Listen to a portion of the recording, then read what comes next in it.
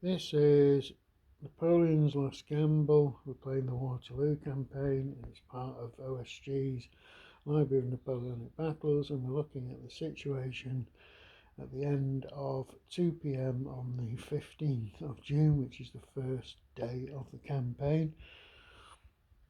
The main thing that's happening at the moment is the Prussian First Corps is using its special rule where it's got a concentration march order when they've decided to concentrate on Saint-Amand here.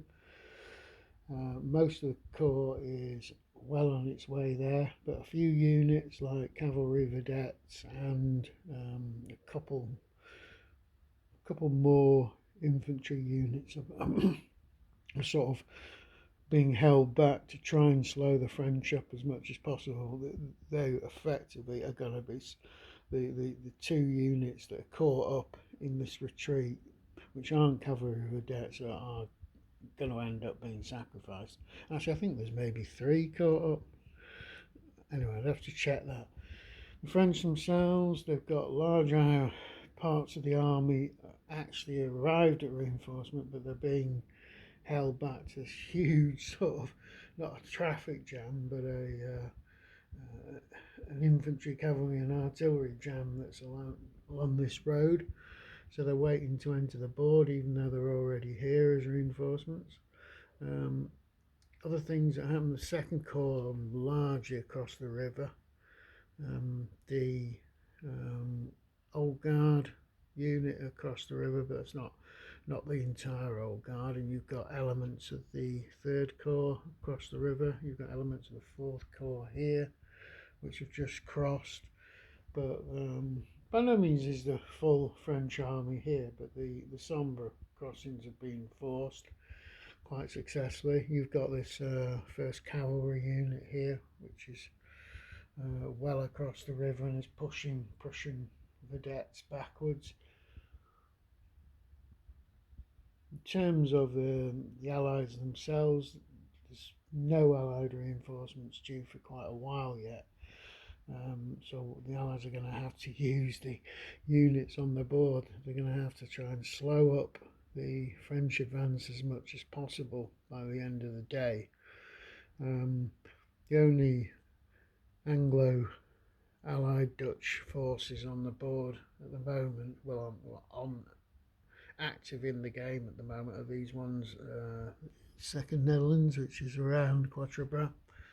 The rest of the units are way up north on the Brussels map, and they can't move until Wellington throws what's called a wake-up order. Obviously, he's not asleep at this particular time, and he's not cottoned on what's going on, and you can't start throwing for British activation till 6 p.m. on the first day. That's pretty much all I'm going to say. Yeah, I'll just mention I'm using the historical weather, and the reason I'm doing that is because I personally believe the weather played an absolutely vital part in the outcome of the campaign. If it hadn't rained on the night before Waterloo, I think the French would have won the battle, because they would have been able to start about 4 or 5 hours earlier than they did in reality.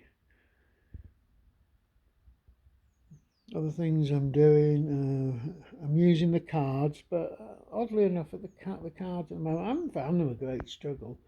I don't think they were ever a great struggle. I was just a bit sort of, I felt they were a bit lackluster, and they haven't really had any impact on the game. I've got a couple of mode cards, one from either side, that's had a minor impact at the start. But apart from that, all the cards up to this particular point have just been played for their movement point allowance. So I can't really comment on the cards until we get a lot further into the game, because a lot of them are tactical and going to affect the actual battle. There's been a reasonable amount of fighting going on, but oddly enough, there's not been any casualties of any any description. No strength points have been lost and no units have been forced to surrender or surrounded at this stage.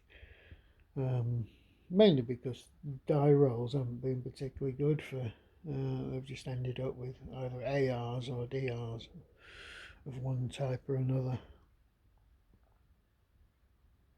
Right, that's it. It's all to play for, and it's the end of the video.